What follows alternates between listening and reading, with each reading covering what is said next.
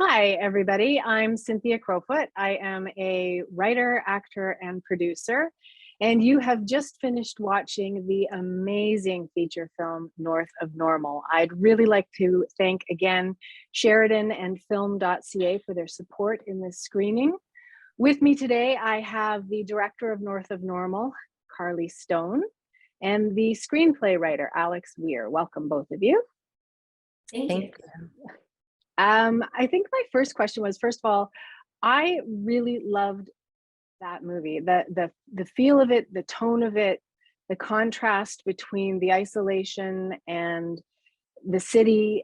What drew you, Carly, to this project?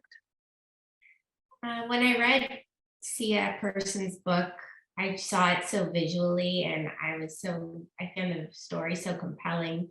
Mostly the mother-daughter aspect of it really pulled me in, and I just was kind of desperate to see it on the screen. And it was presented to me in a way from the producer who already had the rights to it. So I read it with an eye towards the film. So I was just sold immediately. And Alex, were you already involved with the screenplay writing at this point, or Carly, did you pull Alex in? How did the two of you meet? I think the producer got us all involved at the beginning. I've known Carly for a long time. We've been friends since we went to AFI together, and Carly and the producer Kyle had been already working on a movie, The New Romantic, and we'd all been wanting to work together. So yeah, we were all involved from the beginning to collaborate together, all three of us. Did you find the book was easily adapted to the screen, or were there parts of it that you struggled with? I think the hardest part with something like, a memoir where there's just so much amazing material, and it goes from birth. Actually, the story starts before her birth and it goes all the way till she's an adult. And actually there was a second memoir that we were also able to use. There's just so much. So we just had to figure out how to tell the story in 2 hours. That's probably the hardest part, is just finding what's going to be the best movie out of all of this amazing story and these amazing characters. And there's so many like fabulous, hilarious anecdotes that didn't make it in, but it's just trying to find that best 2-hour version of the story. Was that a similar struggle that you faced, Carly, when you were filming it or editing it, to make sure that it told a good story that was truthful to the book, but still watchable on screen, I guess?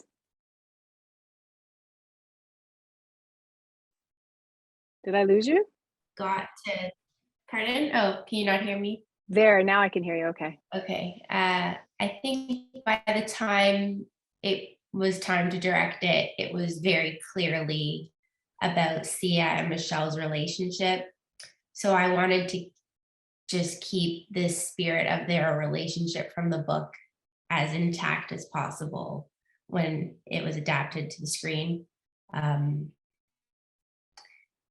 Yeah, I felt a responsibility to do the book justice, for sure. I think that was a challenge, but one that was really fun to try and reach. So one of the things that I noticed in the film, and I don't know if it was a happy coincidence or if it was something that you planned for, is that I really liked the feeling of, I guess, isolation and homegrownness of the Yukon and the remote areas, which really spoke to me about Sia's character. And then the contrast of that with the city life that her mom was living. Was that a conscious feel that you wanted for both of those? Because I saw it carried through into the characters as well, in the clothing that each wore, how they were a little bit different. Was that just me, or was that something that you planned for? Yeah, Alex and I talked about the contrast between the city and the wilderness a lot for all of the years that we worked on this. And I think the way they changed in their different environments was also very intentional, down to what they were wearing and how they Okay. moved. Yeah. How long did this film take to go from you reading the book to making it to the screen? Alex, is it 5 years? I say 5 years. I don't really know if it's 5 years, 4 years. I think that sounds right. About Yeah. 5 years sounds probably pretty accurate. Yeah, it's been a while. Yeah. That's great. Did you have a hard time? Because the other thing I noticed that I really loved were the casting of your characters, and not just the mother-daughter, but even the father, because we had to like the father right away to really resonate with him when he dies, or when he comes back to say that he's dying. And I found that I connected with him immediately, and the bond between him and Sia was something that made his telling her that he had cancer more poignant to me. But I also really felt that the casting of the mother and the daughter was fabulous. Like they did such a great job. Did you have a problem with casting, or did you see these people and go, they're the ones that I want? Yeah. With Amanda Fix, who plays teenage Sia, it was an immediate, yeah, it's her. We watched hundreds and hundreds of tapes. And she's not someone, up and comer like that isn't someone where you can be like, I saw that girl in that movie, like, let's try and get her. It was just a out of nowhere kind of thing, which was really fun and exciting. It was the challenge of the other roles. We were just so happy and excited that Sarah was interested and Robert Carlyle was interested, because they're such accomplished actors in their own right. And the greatest challenge, I would say, in casting was the fact that it was in the pandemic. So anyone coming from outside of Canada had to be willing to quarantine for 2 weeks before they began the shoot, and that was kind of a tall order. So luckily, Sarah and Robert both were in Canada, so they didn't have to do that. But a lot of our other cast members did have to. Okay. And Alex, how closely did you work with the author on the screenplay? Did she have a big hand in it, or did she let you kind of run with it and help you when you needed it? She let us run with it, basically. She was very supportive, and we showed her all the drafts, and she loved it. So it was great. I was definitely nervous. This was my first time working on a memoir, which is a real person story. And as Carly was saying, I felt the same way. Like, you definitely feel a responsibility to do her story justice. And luckily she was just incredibly supportive, and so it went as well as you could possibly hope for, really.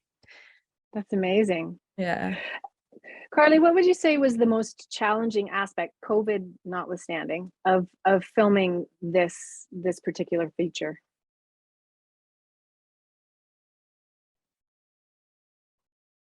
Maybe in post, I'm sorry, I was just thinking of a question. Maybe in post production, in the edit, interweaving the two timelines in a way that felt cohesive and natural. And why are we going to the past at this particular moment? Why are we cutting away and going back to the present? Not the present, but the 80s. That was a real challenge. It was totally a puzzle. Orally, and our editor and I had to put together, but it was cool. It was very challenging. It could have gone a million ways. That's what we kept on saying, because we could have built it in any number of ways. I was going to ask about that, because it's always a challenge when you interweave a past story that's feeding a present story in a way that the audience understands what you're doing and it's relevant to what they're seeing, as well as leading up to that moment where they converge. And I thought you did a great job with that. I really did, because I did take notice of that, and I thought it's very interesting, the moments that you chose. And I've struggled with that as a writer on how to interweave stories like that, and I think that you did a great job with that. For both of you then, it's a story about a mother and a daughter. I think that it's a story also about kids having to look after their parents. I mean, it was started in the 70s, right, which is free love and all of that, which you touched on, or was in the memoir perhaps. I have not read the book, I apologize. What is the key message that you want people to walk away with when they leave the theater? I will go to Alex first. Okay.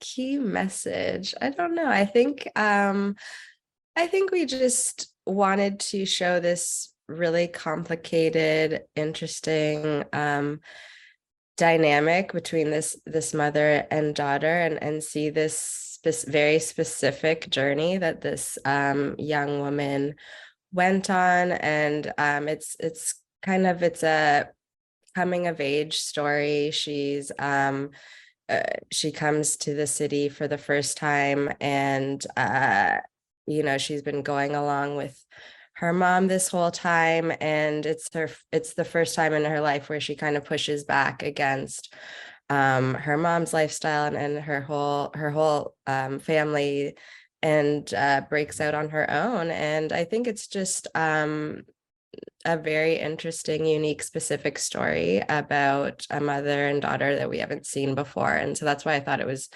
a really interesting movie, and I think a story definitely worth telling, because especially from the mother's perspective, it's I think a mother we haven't really seen much in movies before, someone who's so complicated and makes a lot of really horrible mistakes in her parenting, but you also see the love there, and you see she is trying.